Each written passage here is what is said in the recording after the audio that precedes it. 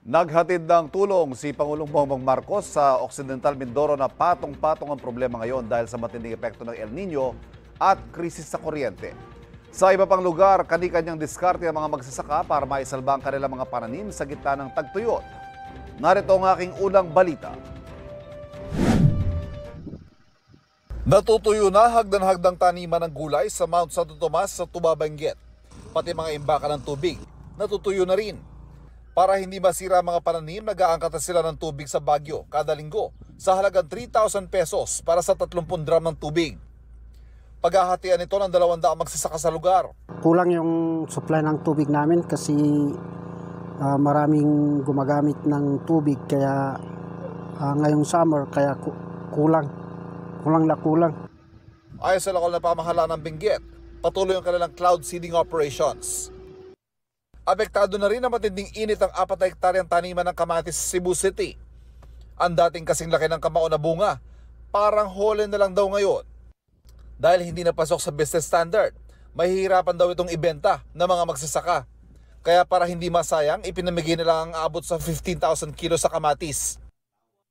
Sa tindi ng epekto ng El Nino, nadaragdagan ng mga nagdedeklara ng state of calamity.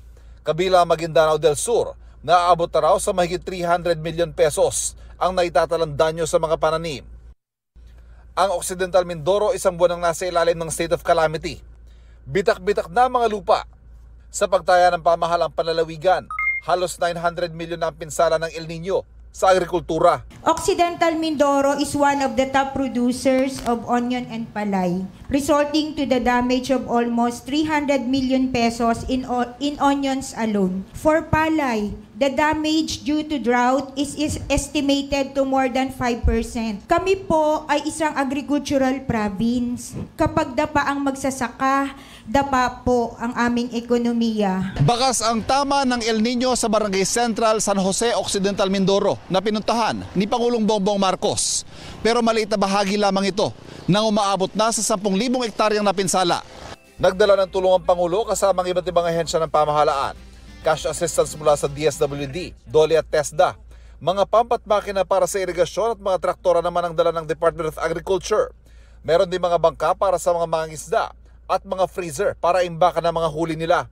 Sa ngayon, umaabot na raw sa mahigit 1 bilyong pisong kabuang pondong inilabas sila para sa pagtugon sa epekto ng El Nino. We need to conduct further assessment of the situation dahil nasa height pa tayo ng El Nino. We're hoping that by mid to end of May, may umulan. We are now crafting a rehabilitation and recovery plan to be financed under the Quick Response Fund.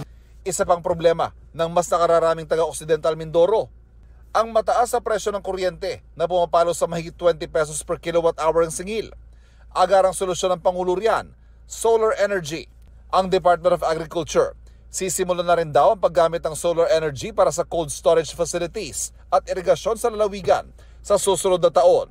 Pero nais din ng Pangulo na i-connect ang Mindoro provinces sa grid. Ang long-term solution is yung submarine cable para makakabit na sa grid. Dahil yun ang problema dito, hindi pa nakakabit sa grid. So naglalagay na tayo ng submarine cable para dito specifically for Mindoro.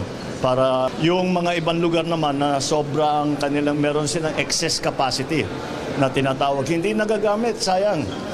So yun ang pwede natin paglipat-lipat kung saan ang pangangailangan. Kapuso, para laging una ka sa mga balita, bisitahin at mag-subscribe sa GMA Integrated News sa YouTube. Sa mga kapuso abroad, samahan nyo kami sa GMA Pinoy TV at sa www.gmanews.tv.